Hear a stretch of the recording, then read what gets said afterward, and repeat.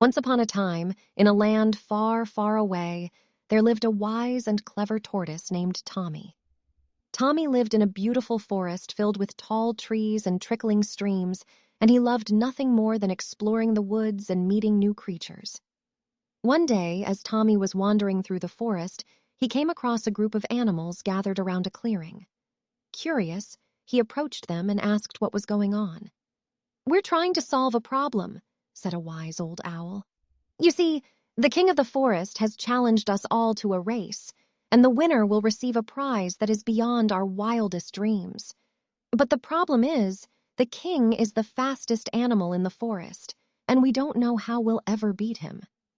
Tommy listened carefully to the animals' worries, and he soon had an idea. "I may not be the fastest creature in the forest," he said, "but I have something that might just help us win the race." With that, Tommy pulled out a beautifully crafted shell, which he had been carrying with him on his travels. "This shell has magical powers," he explained.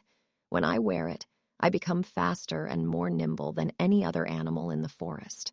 If we all work together, we can take turns wearing the shell and beat the king at his own game." The animals were skeptical at first, but Tommy's confidence and enthusiasm soon won them over.